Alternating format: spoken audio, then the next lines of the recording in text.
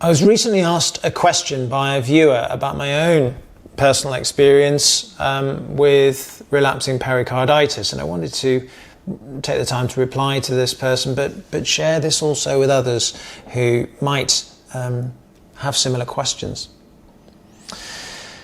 So this viewer said, "This video has been a breath of fresh air. I'm a male who was diagnosed with pericarditis in April and absolutely terrified of a recurrence. And now 1 month off colchicine, and although I still feel the blips and twinges, I'm praying for this to be one and done. How long have you been symptom free? And do you know what caused yours?" That's an amazing question. And it did take me about 8 years to really be able to answer that question of what caused it.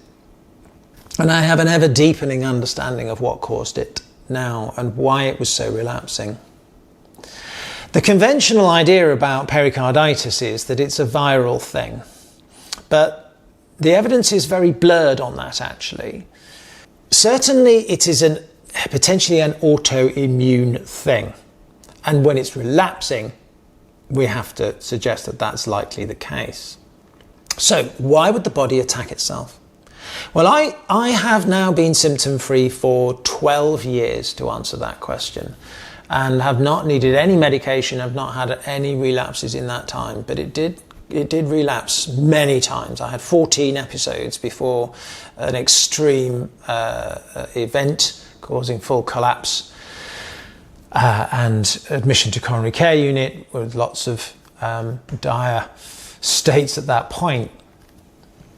And I then probably had 3 or 4 more episodes a year, if not more, for several years, diminishing.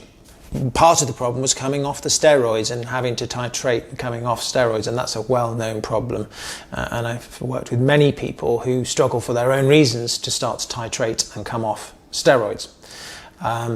But that can be done.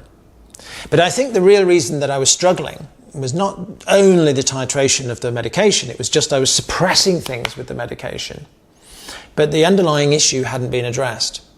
And it was going through the work of looking at the origins that really fixed it. Now, in Chinese medicine, if I put my acupuncture training head on, then the pericardium, peri around the heart, that's what that means, is called heart protector. Now, if we look at that from a simple English language, what was the heart protecting against? And now I know, therefore, that from my own psychotherapeutic work, that then this was around how my earlier years' experiences meant that my nervous system had to protect from senses of an uncertain being, criticized heavily, shamed, all sorts of things, which then transferentially play out in later life in relationships. And so my nervous system had developed a pattern of having to protect its own heart. And through a lot of psychotherapeutic work and through a lot of understanding of how that patterning in my nervous system led to dysregulation, which in turn disturbs the immune system, because the nervous system and the immune system are so connected. If the body doesn't feel safe, it's going to say, right, prepare to repair. If dysregulated nervous system then says, I'm getting some signals here that says I've got to inflame this tissue because I think that it's under attack. And so it starts to attack itself. That's really what the autoimmune process of pericarditis was for me. Not saying that's true for everybody, but that's certainly what it ended up being for me. And I know that because it's only through doing that work that I was actually able to heal long term. And also how I could see that when certain of those challenges came along again, before I'd completed my own healing journey, those were the kind of things, those emotional triggers, which would be what would cause me to relapse again.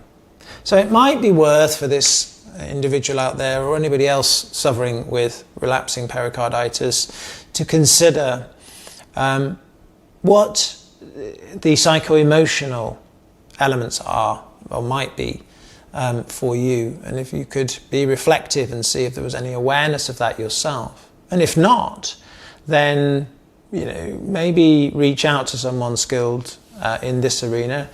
I'm happy to help if I can, to explore that and to see whether there are, because sometimes we don't know. We sort of think, oh, I perfectly fine childhood. Yes, it was probably good enough, but are there certain elements, are there certain things that have happened? Or maybe it's not childhood, maybe it's I had a big shock event, I've been involved in a big car accident and I think I survived it and I'm okay, but actually is there unprocessed trauma from that singular event?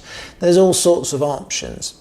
But certainly to look at the nervous system and the immune system and autoimmune, I think is very important when addressing chronic relapsing pericarditis.